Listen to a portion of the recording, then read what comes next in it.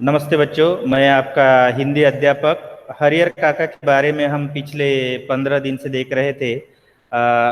Lesson पाठ पूर्ण हो गया, समाप्त हो गया। एक बार उसका सार देखते हैं। तो हरिहर काका लेखक से काका का संबंध। हरिहर काका के लेखक जो है मिथिलेश्वर है। तो मिथिलेश्वर बचपन से हरिहर काका को जानते हैं। उनका संबंध क्या है, उनका रिलेशन हरिहर काका के साथ में क्या है। तो हरिहर काका की माताजी जो लेखक की जो माताजी है हरिहर काका के बारे में हर बार मिथिलेश्वर को बताती थी कि तुम जब छोटे से थे तब से तुम्हें अपने कंधे पर बिठाकर हरिहर काका कहाँ पर पूरे गांव में घुमाते थे, और तुम्हारे पिताजी जितनी तुम्हारे साथ मिलजुल कर नहीं रहते थे उससे कहीं ज्यादा प्रेम से और तुम्हारे साथ मिलजुल कर कौन रहते थे, हरिहर काका रहते थे। हरिहर काका की उम्र भले ही ज्यादा थी, पिताजी की उम्र थी, और मिथिलेश्वर की उम्र उसके लड़के की उम्र थी। फिर भी इन दोनों का जो मेल जोल था, यानी दोनों में जो कुछ भी बातें होते थे एक दूसरे को वह बताते थे। यानी एक दूसरे जब भी कोई मुसीबत उन्हें सामने आ जाती थी तो दोनों एक साथ उस मुसीबतों का सामना भी करते थे। अब लेखक की चिंता।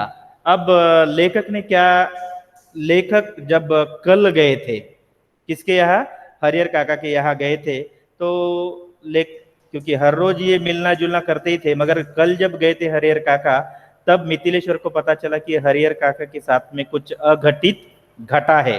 अघटित घटने के कारण जब वह गए वहां पर तो हरिहर काका जो है अपना सिर नीचे झुकाए हुए कुछ बोल नहीं रहे थे। इनकी मित्रता ऐसे थी कि वो कुछ नहीं छिपाते थे, मगर कल जब गए थे मिथिलेश्वर तो उन्होंने कुछ नहीं कहा।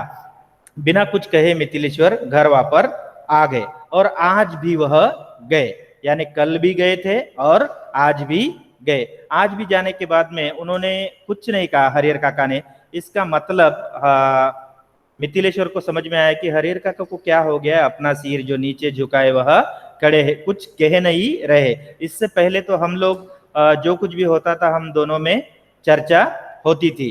तो उनके कारण ये जो लेखक जो है मग्न हो रहे थे काका के बारे में, क्योंकि उनका जो स्वभाव था वो बहुत ही अच्छा था। अब हरिहर काका का क्या होगा ऐसी चिंता मिथिलेश्वर को सता रही थी। ठाकुर बारी का इतिहास हम लोगों ने देखा है अभी। तो अगर हरिहर काका के बारे में हमें जानना है तो ठाकुर बारी का इतिहास जानना बहुत जरूरी है। तो कस्बाई गांव जो है आरा जिले में बिहार में जो है एक छोटा सा गांव था। तो उसके आजू बाजू में एक ठाकुर बारी का छोटा सा मंदिर था।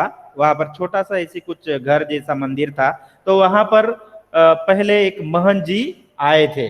वहां पर महंत जी आए थे और पूजा पाठ करते थे, लोगों से मांग कर खाते थे। उसके बाद में धीरे धीरे धीरे धीरे ठाकुर बारी के आजू बाजू में घर बनना शुरुआत हो गया और गांव बन गया। लोग बहुत सारी चीजों के लिए ठाकुर बारी में दान करते थे, जमीन दान करते थे, पैसा दान करते थे और गहने भी दान करते थे। तो ठाकुर बारी का विस्तार जो है दिन ब दिन बढ़ ही जा रहा था। तो ये है जानकारी महंत जी की। महंत जी एक लालची किस्म के आदमी थे। इसका विस्तार हम बाद में देखेंगे। अब हरिहर काका को तीन भाई थे। हरिहर काका को तीन भाई थे। हरिहर काका की भी शादियां हो गई थी, दो शादियां हो गई थी हरिहर काका की, मगर दोनों पत्नियों से इन्हें कोई भी लड़का या लड़की नहीं थी। इनकी जो दोनों पत्नियां हैं स्वर्ग सिधार हो गई, यानी मरने मरने के पहले इन्होंने कोई भी बच्चे को जन्म नहीं दिया।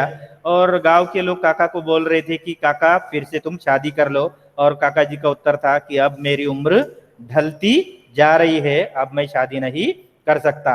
बस इसी का फायदा ये महंत जी और हरिहर काका के जो भाई है वह लेना चाहते थे। तो बाकी के भाइयों को लड़के थे, एक क्लर्क था, लड़के बड़े बड़े लड़के थे, जैसे हमारे जो लेखक है उनके उम्र के थे। तो इनके नाम पर जो 20 बीघा जमीन थी, 60 बीघा जमीन थी, तो तीनों भाइयों में हरिहर काका के नाम पर 15 बीघे जमीन आ गई थी, 15 बीघे जमीन आ गई थी। अब काका का सेवा सत्कार। तो जब महन जी जो है भाई, हरिहर काका के जो भाई है वो हर रोज अपने पत्नियों को कहते थे कि हमारे हरिहर का अभी कोई नहीं है, उसकी सेवा ऐसी करना कि वह खुश होकर उनके नाम की जो 15 बीघे जमीन है वह हमारे नाम पर करवा दे। और वो तीनों के तीनों खेत में काम करने के लिए चले जाते थे। भाइयों के खेत में जाने के बाद में इनकी जो बीवियां जो है कुछ दिनों तक इन्होंने हरिहर काका का अच्छा सत्कार किया, सेवा किया, बहुत अच्छे से खाना वाना खिलाया। उसके बाद में जो है वो उन लोगों को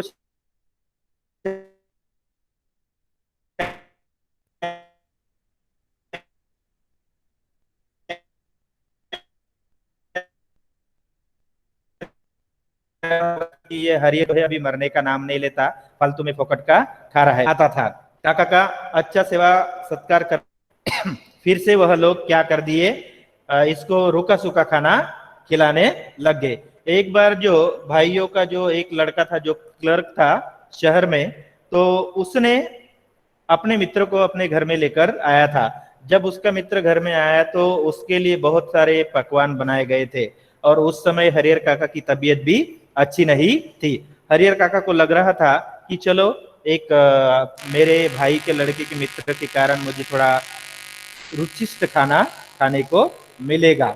तो ये आशा करता हुआ पलंग पर लेटा हुआ था, मगर इन लोगों ने खाना पकाया, बहुत सारे पकवान बनाए थे, चुपचाप खा लिए, मगर हरिहर काका को किसी ने आवाज नहीं दिया। उसके भाई भी खेत से घर आए थे और उन्होंने भी खा लिया और उनको लगा कि हमारे आने से पहले हरिहर काका ने शायद खा लिया हो। सूखा सूखा सबके खाने के बाद में बचा हुआ था। एक छोटे भाई की जो पत्नी है वो क्या करती है, एक प्लेट में चपाती और कुछ चटनी वटनी बची जो थी वो हरिहर काका को लेकर देने के लिए गई थी। इनको इतना गुस्सा आया कि इन्होंने वो प्लेट को जोर से धक्का मार दिया और जो वो प्लेट का थाली का जो आवाज है पूरे आजू बाजू में, घर के आजू बाजू में चला गया। घर के आजू बाजू वाले लोग बोले कि इनके घर में क्या हो रहा है। वो आकर देखते हैं तो हरिहर काका बहुत ही गुस्सा हो गए थे और वो चिल्ला रहे थे अपने भाई के पत्नी पर, क्या तुम मुझे नौकर समझ के रखा है? मेरे नाम पर जो 15 बीघे जमीन है उससे मैं तुम्हारे जैसे 4-4 नौकर रख सकता हूं। जब तक मैं चुप था तब तक आप लोग मेरे सिर पर चढ़ गए हो।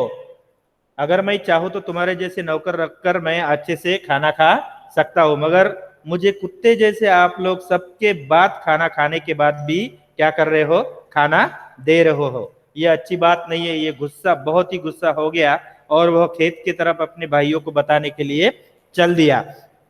तो इसकी जो जानकारी जो थी, ये जब झगड़ा हो रहा था हरिहर काका का और भाइयों के बीवी का, तब ठाकुर बाड़ी से एक साधु था, उनके घर में कुछ दान दक्षिणा मांगने के लिए, पूजा सामग्री मांगने के लिए आया था। जब यह झगड़ा हुआ तो उससे पहले ही साधु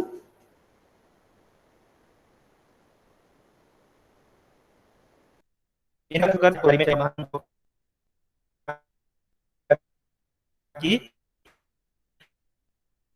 काका को पहला महन जी ठाकुर बाड़ी से इनके घर की तरफ आ रहे थे, हरिहर काका के घर में, और हरिहर काका जो है घर से खेत के तरफ जा रहे थे। यानी इनके साथ जो कुछ भी हुआ मैं अपने पत्नियों को जाकर, भाइयों को जाकर बताऊंगा। तो रास्ते में यहाँ पर दोनों मिल जाते हैं, महन जी और हरिहर काका। तो महन जी उन्हें समझाते हैं, रुकिए, गुस्से में कुछ ऐसा मत कर दीजिए ताकि तुम्हें बाद में पछताना पड़े। ये समझाते हैं, हरिहर काका को ठाकुर बाड़ी में लेकर जाते हैं। उन्हें बहुत सारी चीजें महन जी बताते हैं कि तुम एक काम करो, तुम्हारे नाम पर जो ये 15 बीघे जमीन है ठाकुर के नाम पर दे दो। क्योंकि बहुत सारे लोग, कोई भी उत्सव होता है या कुछ भी कार्यक्रम होता है तो पहले ठाकुर बाड़ी को सब कुछ दान कर देते हैं। और मेन बात बोले तो तुम्हें तो कोई बच्चे नहीं है और बीवी भी नहीं है, इसका मतलब है कि तुम्हारे मरने के बाद में ये जमीन ऐसे ही तुम्हारे भाइयों को हो जाएगी और तुम्हारा नाम कोई तुम्हारे मरने के बाद में याद भी नहीं करेगा। अगर तुम्हें अपना नाम अमर बनाना है, आगे चलकर तुम्हारा नाम कोई याद करे तो तुम एक काम कीजिए, ये जो 15 बीघे जमीन है तुम्हारी ठाकुर बाड़ी के नाम पर लिखवा दीजिए, ताकि वो क्या हो जाएगा, ठाकुर बाड़ी के लॉर्ड कृष्णा जो है वह प्रसन्न हो जाएंगे और हम भी तुम्हारे लिए लॉर्ड कृष्णा के साथ साथ तुम्हारी आरती भी करेंगे और मरने के बाद तुम सीधा कहां पर जाओगे, स्वर्ग में जाओगे। ऐसे बहुत सारी चीजें महन जी ने हरिहर काका को बताया और उन्होंने कहा कि तुम एक रात रुक कर तो देखिए ठाकुर बाड़ी में, तब आपको पता चलेगा कि तुम्हारे भाइयों और हम में कितना अंतर है। तो ये सब होने के बाद में हरिहर काका मानने के लिए तैयार नहीं था। आखिर मेरा खून खून का रिश्ता है मेरे भाइयों के साथ में, मैं ऐसा नहीं कर सकता। फिर शाम को जब ये तीनों भाई जो है जब खेत से लौटकर घर जाते हैं तो उन्हें लोगों से पता चलता है और उनकी बीवियों से पता चलता है कि हरिहर घर से निकल गया है, पता नहीं वो कहाँ पर चला गया है। फिर उनको थोड़ा संदेह होता है कि शायद वो भगवत भजन करने के लिए मंदिर की तरफ मुड़ा होगा। तो वह जब जाते हैं ठाकुर बाड़ी में तो हरिहर काका महन जी के साथ में बैठे हुए दिखाई देते हैं। तो ये बोलते हैं कि भाई बोलते हैं हमारे पत्नियों को और हमें माफ कर दीजिए हरिहर, ताकि भी सुलूक हुआ था अभी तक, अब इसके आगे ऐसा नहीं होगा, तुम्हारी सेवा अच्छी तरह से की जाएगी। मगर हरिहर काका बहुत ही क्रोधित थे, वो बोल रहे थे कि मैं अभी तुम्हारे साथ में नहीं आऊंगा। और ऊपर से महन जी भाइयों को बोल रहा था अब हरिहर की तबीयत जो है अच्छी नहीं है, तो एक काम कीजिए, एक रात जो है ठाकुर बाड़ी में ही हरिहर काका को रुकने दीजिए। भाई जो है जो खून का रिश्ता था, नहीं हम अपने भाई को वहां पर नहीं रुकने देते। फिर लोग जो पूजा करने के लिए आए थे ठाकुर बाड़ी में, उन्होंने कहा अरे ऐसा क्या निकल जा रहा है, रहने दो एक रात ठाकुर बाड़ी में हरिहर काका को, एक रात में ऐसा क्या जा रहा है, और ऊपर से इनकी तबीयत जो है ठीक नहीं है। फिर लोगों के कहने के बाद में ये तीनों भाइयों ने हाँ कह दिया। कहते हैं कि महन जी जो है अपने साधु संतों को जो चेले चपाटे थे उनको बता दिया कि हरिहर काका की ऐसा सेवा करो कि ये एक बार यहाँ पर रुक गए ना तो ये सब कुछ खाने के बाद में दोबारा ये यहाँ से जाने का नाम न ले। उन्होंने भी एक रूम में क्या किया, उनका पलंग डाल दिया गया, पूरा इंतजाम किया गया और खाने में इतने सारे पकवान बनवाए थे कि शायद अपने जीवन में हरिहर काका ने इतने सारे व्यंजन जो है कभी नहीं खाए होंगे। उसे लग रहा था मेरा मन तो तृप्त हो गया है। अब यहाँ पर महन जी खुश हो रहे थे, मगर ये तीनों भाइयों में चिंता का वातावरण फैला हुआ था। न जाने ये महंत हमारे भाई के मस्तिष्क में कौन सा जहर फैला रहे हैं, कहीं ये जमीन के पीछे तो नहीं लग रहा है। रात भर वह सो नहीं पाए, अपने बीवियों को बहुत सारी गालियां दे दी उन्होंने, और अगली बार से अगर हरिहर काका को कोई टॉर्चर करेगा तो हमसे बुरा कोई नहीं होगा, ऐसे बहुत सारी धमकियां अपने बीवियों को और बच्चों की भी उन्होंने दिए थे। जैसे ही सुबह हो गई भाई पूरे कहां पर चले गए, ठाकुर बाड़ी में चले गए। ठाकुर बाड़ी में जाने के बाद में हरिहर काका, फिर महन जी भी राजी हो गए, चलो एक रात तो रुक गए हैं। मगर जाते समय उन्होंने कहा था कि हरिहर मैंने जो बात आपको कही थी वो थोड़ा सोचकर देखिए। फिर उन्होंने हाँ कह के, ऐसे नॉमिनल हाँ कह के ठीक है करके फिर अपने भाइयों के साथ में घर में आ गए।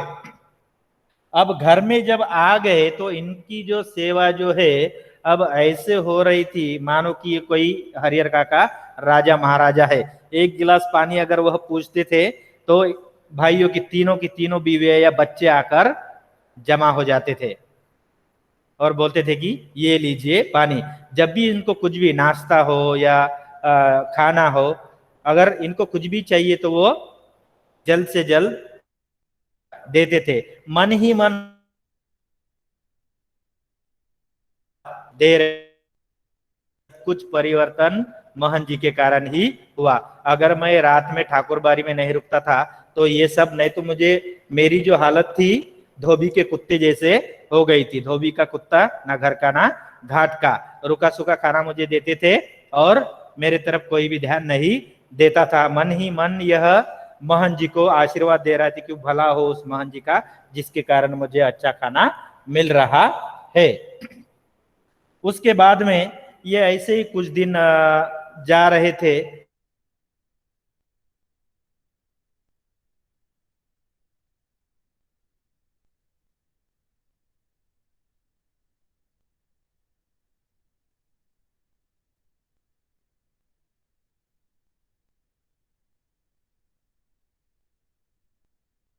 ना बना रहे हैं।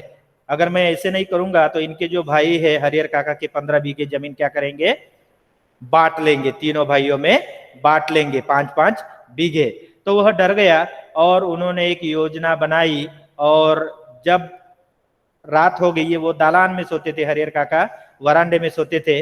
तो रात में कुछ लोगों को महन जी ने, डाकुओं को पकड़कर उनके घर में गए और चुपचाप बिना आवाज किए हरिहर काका को कंधे पर डाल दिए नींद में, और शायद उसके मुंह को भी कुछ बांधा होगा ताकि वह आवाज न कर सके। तो उसे लेकर मंदिर में चले गए। अब मंदिर में जाने के बाद में उसके साथ में जोर जबरदस्ती कर रहे हैं और पहले प्यार से उसे बताए कि देखो हरिहर, मैंने जो कहा था तुम्हारी जो जमीन है हरिहर काका ठाकुर बारी के नाम पर लिखवा दो, ताकि तुम्हारा नाम मंदिर के आगे भी लिखवा दिया जाएगा और तुम्हें सीधा स्वर्ग मिलेगा। फिर हरिहर का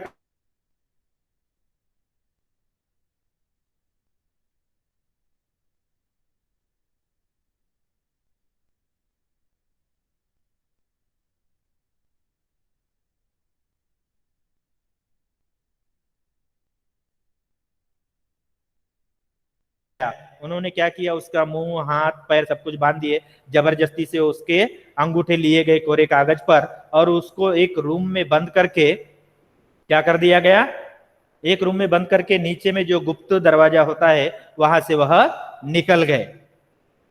निकल जाने के बाद में अब जब भाई जब खेत से वापस आ जाते तो उन खेत से वापस नहीं, सुबह को देखते हैं वह, अरे हरिहर का तो, हरिहर तो दिखाई नहीं दे रहा है, कहाँ गया हरिहर। इधर उधर जब यह देखते तो हरिहर का कुछ पता नहीं। फिर इन लोगों को संदेह हो जाता है कि कहीं ये महंत जी जो है बहुत ही अलग बुद्धि का आदमी है, जमीन के लिए वो कुछ भी कर सकता है। तो वह कुछ लोगों को लेकर ठाकुर बारी पर जाकर देखते हैं। ठाकुर बारी पर जब देखते हैं, रात का समय था, थोड़ी सुबह का समय था, तो वहां पर इतनी शांति फैली हुई थी कि शायद महन जी ने ऐसा कुछ भी नहीं किया होगा, हरिहर का अपहरण भी नहीं किया होगा, ऐसे संदेह नहीं हुआ। जब जाने की बारी आ गई वहां से भाइयों की और उनके साथ में जो आदमी थे, तब उन्हें कुछ आवाज आ गया, आवाज आ गया। तो जैसे ही यह आवाज लगाने लगे उनके ऊपर पत्थर मारना और फायरिंग होना शुरुआत हो गई। तो बाकी के लोग जो भाइयों के साथ में आए थे वो पूरे के पूरे भाग गए थे। एक आदमी को पैर में भी गोली लगी हुई थी। तो भागे अभी रह गए ये 3 भाई। वो 3 भाई बोले कि इनके सामने तो हम हरिहर काका को नहीं लेकर जा सकते। तो वो सीधा कहां पर चले गए, पुलिस थाने में चले गए। पुलिस को पूरी वारदात उन्होंने बताए और पुलिस के 8 आदमी और एक जमादार थानेदार वहां पर आ जाते हैं। आने के बाद में भी ऐसे लगता है कि ठाकुर बारी में ऐसा कुछ भी अपहरण नहीं हुआ है, पूरी तरफ शांति सन्नाटा फैला हुआ था। अब ये आवाज देते हैं कि महन जी यहाँ पर कोई है, साधु वाधु। रात का समय था तो मंदिर भी बंद था। कुछ देर के बाद में भी कोई उत्तर नहीं आया तो उन्हें लगा कि कुछ तो गड़बड़ है। तो ये 8 सिपाही जो है वो मंदिर के चारों तरफ फैल गए। अब मंदिर इतना बड़ा था कि उनका जो अंतर था बहुत ही दूर दूर था, मगर फिर भी उन्होंने कोशिश करने शुरुआत कर दी। फिर सुबह हो गई, ये भोर का समय था, सुबह हो गई। ये जो थानेदार जो है दरवाजे को नोक करके पूछता है कि मंदिर का दरवाजा जल्दी खोल दिया जाए। उस समय एक 80 साल का साधु वहां पर आ जाता है और बोलता है कि थानेदार पूछता है उससे कि यहाँ पर आप लोगों ने हरिहर काका को लाए हो। मुझे कुछ भी नहीं पता करके उसने कहा। फिर हमें तलाशी लेनी है करके वह अंदर जाते हैं। पूरा का पूरा मंदिर वह ढूंढ लेते हैं। ढूंढने के बाद में भी वहां पर एक भी सबूत वहां पर नहीं मिलता। अब वहां से सब जाने लगते हैं। उस समय उनकी नजर जो है एक ताले पर गिरती है, एक ताले पर यहाँ पर पड़ती है उनकी नजर। तो वो बोलते हैं कि इसके अंदर क्या है। वो 80 साल के साधु को बोलते हैं कि मुझे पता नहीं, शायद अनाज वनाज जो होगा, भोजन वोजन करवाने के लिए रखा होगा। तो वो बोल रहे कि इसकी चाबी कहाँ है। जब पूछते तो 80 साल का साधु बोल रहा है कि मुझे चाबी का पता नहीं है, अगर तुम चाबी नहीं दोगे तो हम क्या करेंगे, इसको तोड़ देंगे। अब ये सब बातें जो थानेदार की और साधु की जो बातें हैं और भाइयों की जो बातें हैं, हरिहर काका सुन रहा था, मगर उसके मुंह पर पट्टियां बांध रखी थी, हाथ में भी पट्टियां थी और पैर भी बांध दिए गए थे। और शायद बहुत बड़ी वह रूम होगी, तो वह आवाज देने की कोशिश कर रहा है, मगर उनकी आवाज थानेदार को पहुंच नहीं पाती। कैसे भी करके वह रेंगता हुआ दरवाजे की तरफ आता है और क्या करता है, दरवाजे को थोड़ा लात मार देता है। फिर आवाज आने के बाद में थानेदार और उसके भाई चौकन्ने हो जाते हैं और तुरंत वह जो लॉक जो होता है, ताला जो होता है, तोड़ देते हैं। तो ऐसे स्थिति में हरिहर काका दिखाई देती है कि कोई सपने में भी ऐसे नहीं सोचा होगा। महन जी इतना क्रूर आदमी हो सकता है, ऐसा उन्होंने नहीं सोचा। पटिया खोलने के बाद में हरिहर काका ने सब कुछ बयान दिया और वह कहने लगे कि मैं तो हरिहर काका को बहुत ही भला आदमी समझता था, मगर इसके जैसा खराब आदमी मेरे जिंदगी में नहीं देखा। उसने जबरदस्ती से मेरे अंगूठे लिए हैं कोरे कागज पर और जमीन लिखवाने की बार बार वह कोशिश कर रहा था, और जब मैं नहीं बोल रहा था तो ये जबरदस्ती से मुझे मार भी रहे थे। ये सब बयान देने के बाद में हरिहर काका को फिर से घर में लाया गया भाइयों के साथ में। अभी भाइयों ने सोचा कि ये फिर से महन जी जो है इसके ऊपर आक्रमण कर सकता है, तो इन्होंने अपने परिवारजन सभी लोग जो थे सभी को बुला लिए और उनको भी क्या दे दिए, हथियार दे दिए, बंदूक वंदूक सब कुछ इन्होंने दे दिए। अब जो इसका जो पहरेदारी थी हरिहर काका की, बहुत ही जबरदस्त होने लगी। हरिहर काका जब रूम के बीच में सोते थे तो आधे भाई और जो लोग थे उसके आजू बाजू में सोते थे और आधे लोग जागते रहते थे। जब पहले वाले लोग सोते थे तो जो सोए हुए लोग थे वो जागकर इनकी निगरानी करते थे और चारों तरफ चौकन्ना रहते थे। ऐसे बहुत सारे दिन बीत गए और भाइयों को बहुत डर भी था। अब ये सब होने के बाद में भाई पहले से डरे हुए थे, तो ये सोची कहीं महन जी फिर से हमारे भाई को या कोई दूसरा आदमी फिर से आकर इसे अपहरण ना कर दे। उससे पहले कि कोई आए, हम लोग ही क्या करते, कुछ दिन इसको अच्छे से खाना वाना खिलाए, इसकी सुरक्षा भी अच्छी तरह से करने लगे। बाद में प्रेम से कहा तीनों भाइयों ने, हरिहर देखो, अब तुम्हारे तो बाल बच्चे नहीं है, बीवियां भी नहीं है, तुम्हारा मरना तो तय है।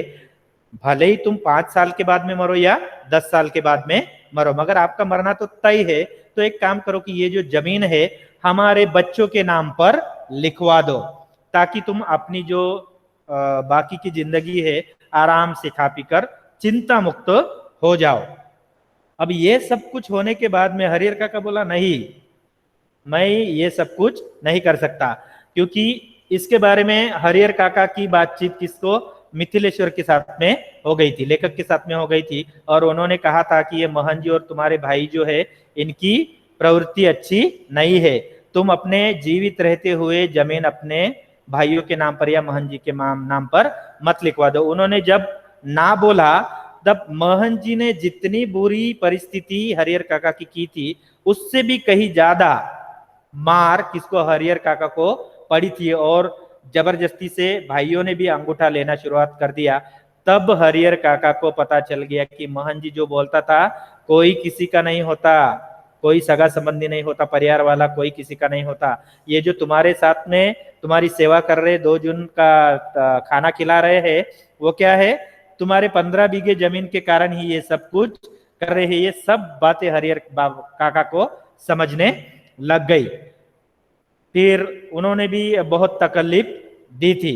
तो ये जो बातें हैं आजू बाजू गांव के लोगों को भी पता चल गया और उनमें से कोई एक आदमी महन जी को जाकर बता देता है कि हरियर के भाई ने जैसे आपने किया है वैसे ही जबरदस्ती से उसका क्या कर रहे हैं, अंगूठा लिया जा रहा है।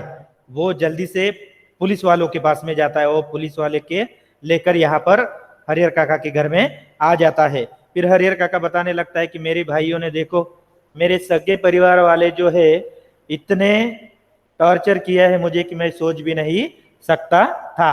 उसके बाद में चार चार पुलिस वाले सुरक्षा के लिए हरियर काका के साथ में लग गए।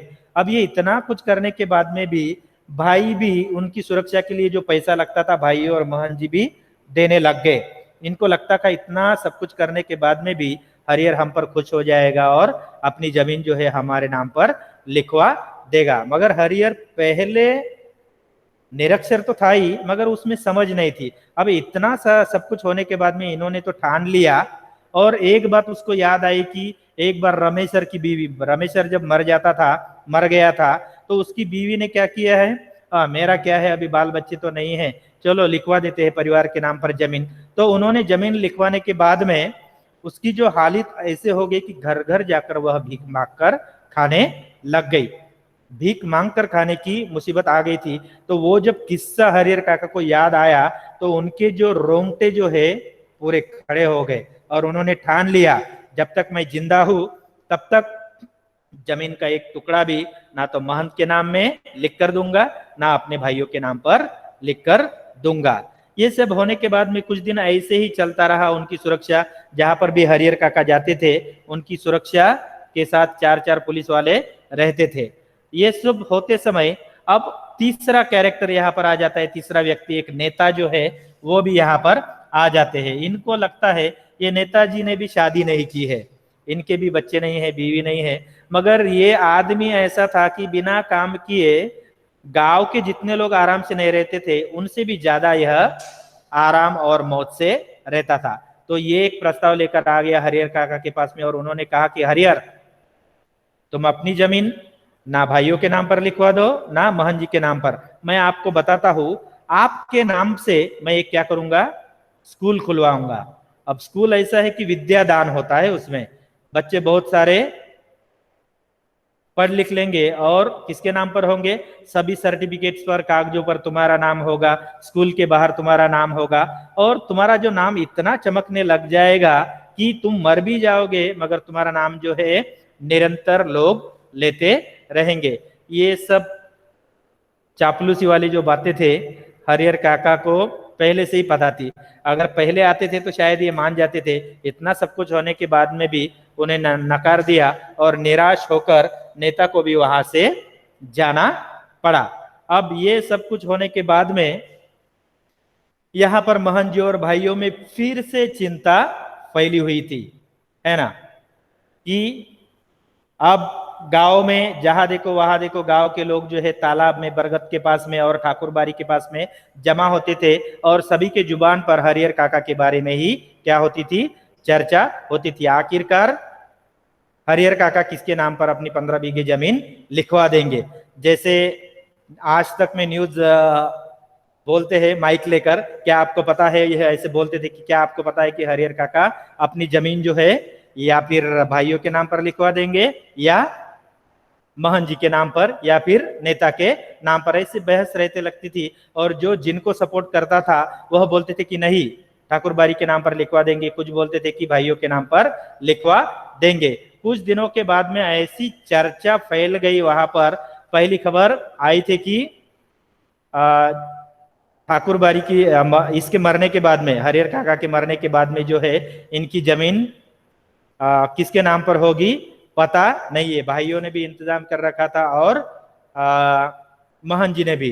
फिर दूसरी खबर आती है कि हरियर काका मरने के बाद में इसका मृतदेह जो है कौन लेकर जाएगा, अगर लेकर जाएगा तो इनमें जो मारामारी होगी उसमें बहुत सारे लोग मारे जाएंगे। तीसरी खबर आती थी कि इसका मृतदेह का जो अंतिम संस्कार है, जलाना या जमीन में दफनाना, यह काम कौन करेगा। ये भी करते समय बहुत सारी मारामारी हो सकती है। और चौथी बात यह थी कि महन जी ने और भाइयों ने इसके मरने से पहले ही जमीन के जो कागज पत्र जो है वो पूरे के पूरे तैयार करके रखे हैं। जैसे हरिहर काका मरते हैं, उनकी जमीन अपने नाम पर करवाने के लिए वह तैयार थे। ऐसे बहुत सारी चार चार बातें, पहली दूसरी तीसरी चौथी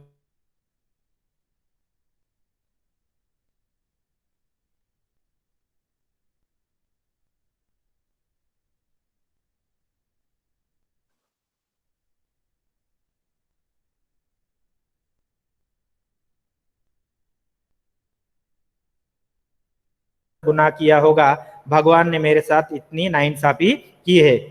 दो दो शादियां की है, मगर दोनों में से एक को भी पुत्र संतति नहीं हुई है। और ऊपर से मेरे नाम पर जो जमीन है, मैं चाहता था कि मरने तक मेरी जिंदगी अच्छी सी कटेगी, मगर मेरे भाई महन जी और ये नेताजी है, हाथ धोकर मेरे जमीन के पीछे पड़े हुए हैं। इसने कहा, यह सोचता ही रहता था कि आखिरकार मेरा क्या होगा। आकाश की तरफ देखकर कोई भी उसे पूछता था तो उसका उत्तर कुछ भी नहीं देता था। जैसे कि हमने देखा था, मिथिलेश्वर पहले 2 दिन, कल और आज जब गए थे इनके पास, तो वही स्थिति थी जो अभी लास्ट में हरिहर काका बैठकर है और आकाश की तरफ निरंतर देख रहे हैं, कुछ भी बातें नहीं कर रहे हैं। इतना बोलने वाला आदमी मिथिलेश्वर के साथ में चुपचाप बैठा रह रहा था। उसके दिल में, जहन में कुछ इतने कुछ विपत्तियां आ गई थी कि वह अपना मुंह नहीं खोल सकता था, किसी को अपनी दुख की बातें भी नहीं बता सकता था, क्योंकि अपने परिवार वाले ही उसके दुश्मन बन गए थे। महन जी और नेताजी तो दुश्मन बन ही गए थे, अपने परिवार वाले उसको मारपीट रहे थे और कागज पर उनके सिग्नेचर्स लिए गए थे। तो ऐसी हरिहर काका की कहानी है। यहाँ पर ही हम लोग हरिहर काका के बारे में कहानी समाप्त हो जाती है। धन्यवाद।